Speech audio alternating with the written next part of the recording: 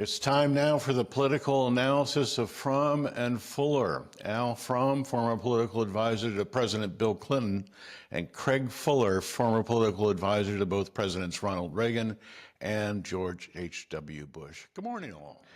Craig, there's going to be a real test of the Trump leadership as the GOP works out the final details of this Megabill, which Donald Trump has called his beautiful bill, which extends the 2017 tax credits, and it increases funding for immigration. It reduces a great deal in terms of Medicare, and they want it all to get done by the end of May.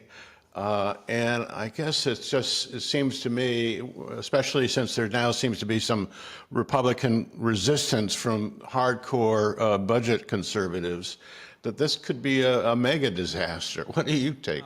Al is a better student of what happens on Capitol Hill than I am. I would, however, say this. First of all, a lot of things conceptually might sound good to some of Trump supporters, conceptually. But now we're getting into the details. And my experience has been the closer you get to an actual vote, the more and more difficult it becomes. And they're 3 weeks away from their, Memorial Day deadline. And it's already getting pretty tough. I just think this is a hill that may be too steep to climb for this beautiful mega bill that the president's envisioned. By the way, I'm not so sure he even knows what's going into it.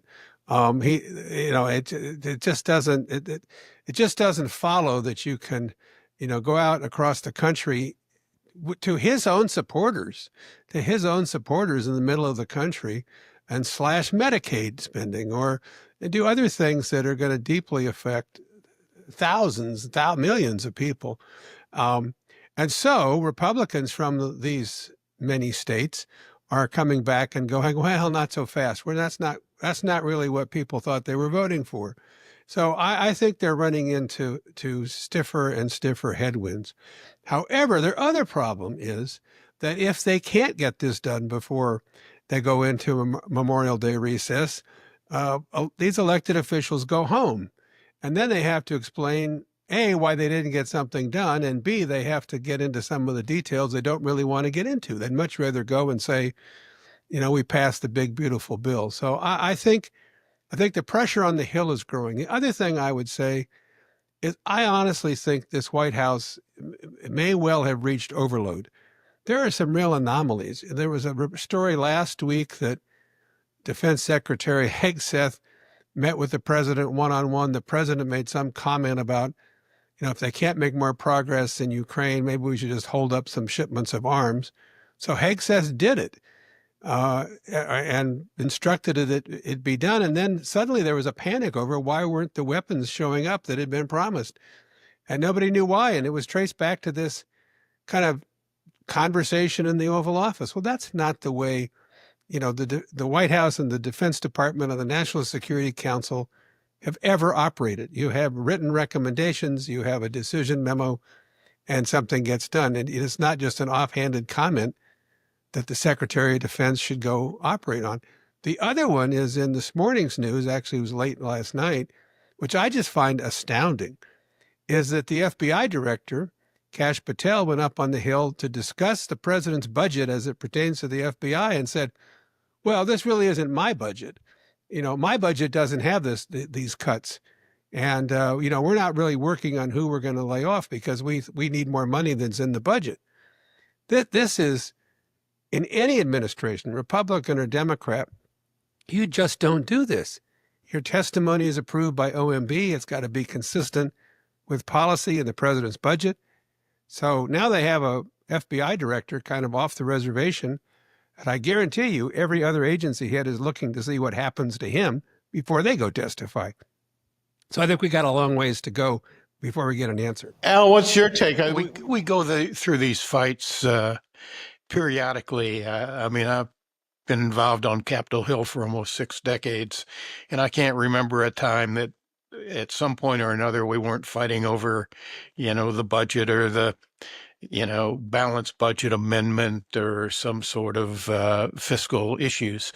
Look, this what I call the GOP MAGA bill is going to be a MAGA disaster. And that's if they can pass it. And, in the end, they'll pass something. Lord knows what it will be. It may, what they say it is, and what it would actually do when it's in law may be two very different things. But that's the way things happen on Capitol Hill. There's an awful, we used to go through the idea of rosy scenario where your estimates in the budget are so rosy that it makes, that it lowers the deficit and you can have more spending and more tax cuts. But when in reality, when the economy is as it is, and that doesn't happen. Look, this bill, this one big, beautiful bill is, like the MAGA tariffs, Trump's tariffs.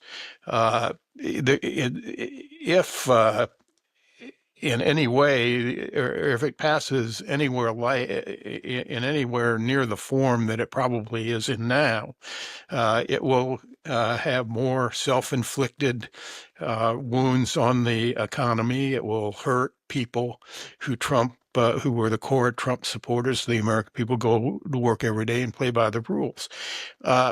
Look, they say it's going to be deficit neutral. In other words, it will when you have the tax cuts and spending cuts, they'll sort of balance out, and you won't add anything to the deficit. Good luck.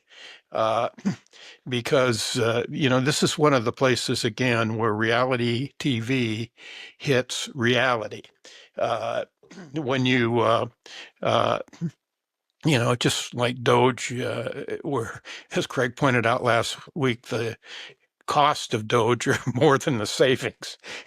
It's just a different, government doesn't work the same way. 62% of the budget goes in federal spending outlays goes to Social Security, Medicare, Medicaid, defense, and interest on the debt.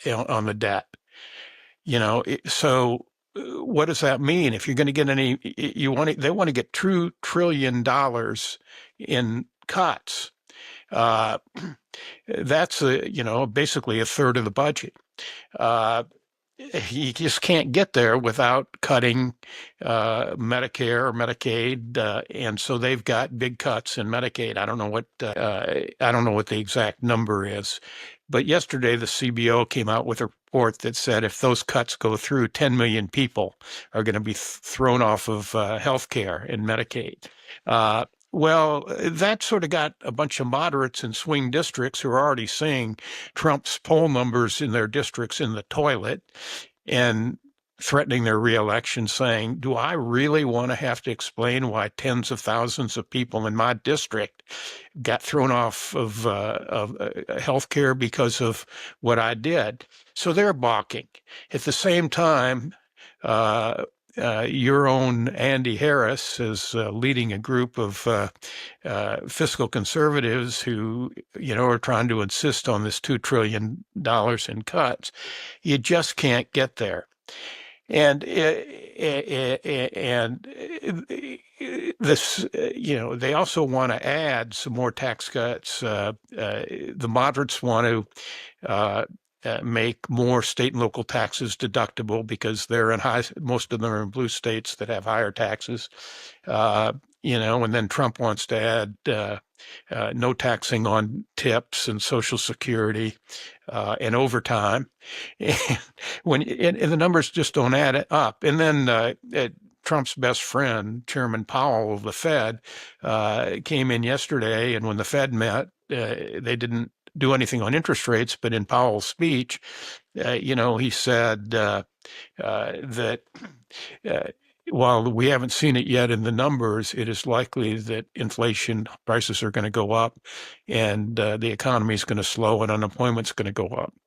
Well, if those things happen, that means more expenditures and fewer revenues. What does that mean? More deficit.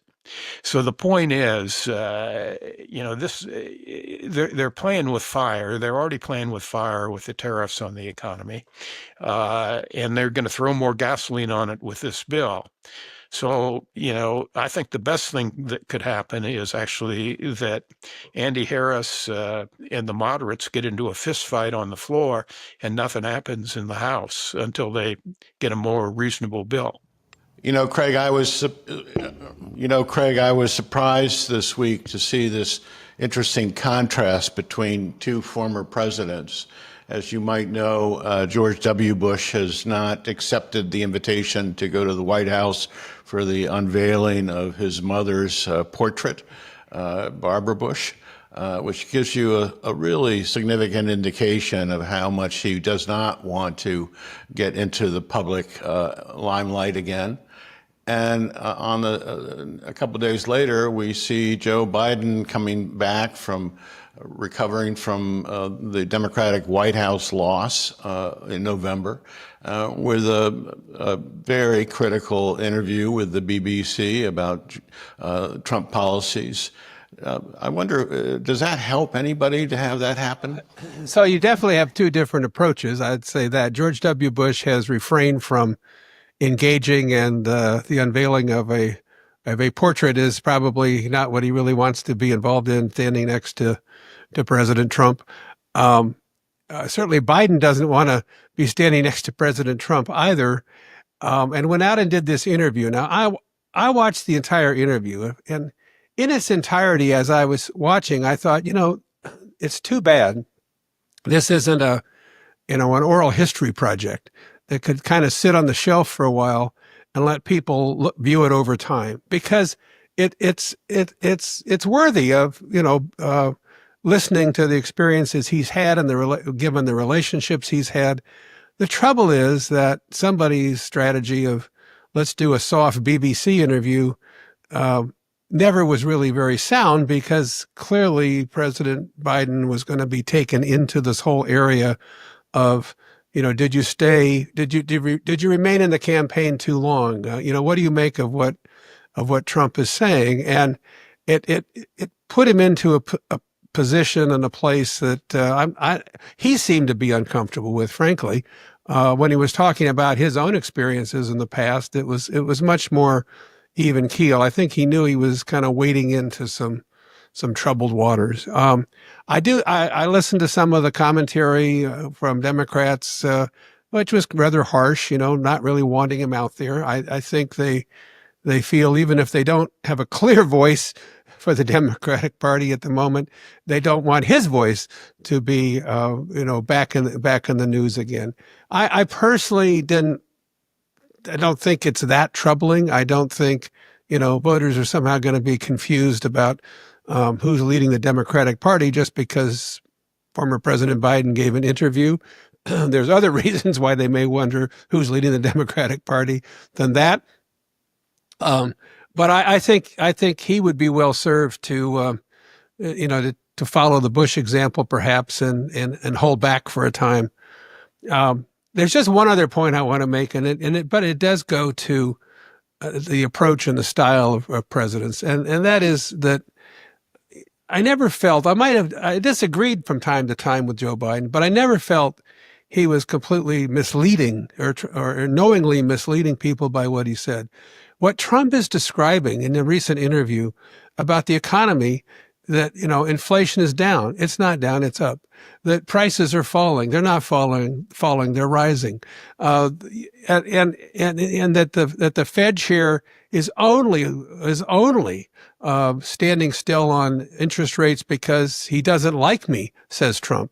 That's not how the Fed makes decisions, whether the Fed chairman likes or doesn't like a sitting president. I mean, it's just naive. And as I was listening to some of the back and forth and the fact checking, I thought, we're dealing with a commander-in-chief who's making policy and judgments on tariffs and the economy that seems to be completely detached from the reality. And it's not reality that it's debatable. It's facts and numbers that are becoming increasingly clear. And to kind of go back to your first question, I think that also hurts him on the Hill. I think thoughtful people on the Hill, and I consider Senator Thune, who leader in the Senate, as a thoughtful person. I think they're only can be perplexed by the fact that they're trying to, in a way, negotiate with somebody who seems to be unburdened by fact. And that is a distinct contrast to the negotiations that were held years ago during the Biden administration, or I hasten to add, Clinton, Bush, and others. It's really going to get us into a more and more difficult situation. Al, is Joe Biden helping your party? Well, first, let me just comment on what Craig said, because that is so important at the end, what he said at the end. This president doesn't know the truth. Won't tell the truth. He's never told the truth.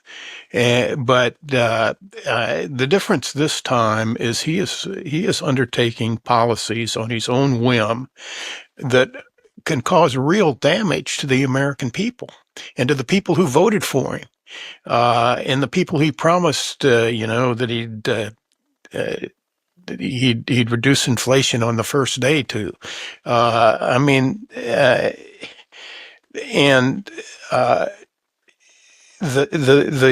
You'd think that thinking people, and I also have a lot of respect for Senator Thune, would finally say enough.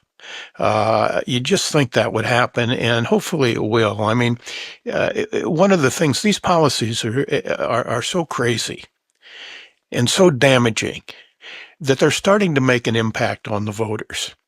And as they make an impact to the voters, Senator Thune wants to be majority leader. He didn't want to be minority leader. So he's going to start looking out a little bit for his own interests, and particularly the same for Mike Johnson. I'm not sure he's quite as, I don't have the same amount of respect for him as a great statesman as, but in any event. Okay, Joe Biden. I'm in the camp that he ought to let history take care of renovating his name. He ought to take the Jimmy Carter model, which is to do good deeds in your post-presidency. He's obviously a lot older than Carter was when he left the White House, but he's not going to argue. He's not going to convince anybody that he was a good president when people just threw him out of office. But as Craig said, he had a lot of achievements, a lot of legislative achievements, and those will look better probably over time. But now is not the time. What strikes me as I talk to other Democrats is the anger at Joe Biden. And I don't, anger is never a great thing in politics, but, I understand it. We lost to a person who'd been convicted of 34 felonies. A person who, whatever it was, the Washington Post documented 30,000 lies in his first term. Somebody who would never had approval ratings that were above water, and we lost to him. And, I think one of the big reasons, there is obviously that the American people made the judgment that Joe Biden wasn't up to the job, and there are now all these books coming out that really show a cover-up in the administration, and I'm sure that's part of why he's going to places like BBC for soft interviews. I think he's going to be it was on The View today, is that right? But he's going to try to go to places where he'll get soft interviews. But the problem is, even soft interviews aren't going to help him, because he doesn't do very well in those interviews. And it just sort of reinforces that he was not able to be president for another term. So in any event, Joe Biden's had a wonderful career. I've known him for over 50 years. He always wanted to be president, and he finally was, got elected. And he had a chance to go out on top. In 2022, he had a chance when we did much better in the Senate than in that off-year election than anybody expected. He could have gone out on top and said, you know, it's time to pass it on to a new generation. He didn't. He was in obvious decline, as everybody saw on debate night. And, you know, his wife and family and the key staff around him hid that from the American people. And to me, you know, that really made it more difficult. And then when Kamala Harris became the nominee and really wouldn't separate herself from him, to me, what that did is it undercut a lot of our ability to go after Trump for, you know, his lack of telling the truth, and that was very harmful. And you combine that with the inflation and the border, and I mean, you know, people just didn't think he was up to the job, and I just don't think he can convince people after the fact in the first 6 months that no, they were wrong. You just got to wait, and hopefully, as history will show, that the things you did had long-term benefit for the country. Al Fromm, Craig Fuller, thanks so much indeed. We will see you next week.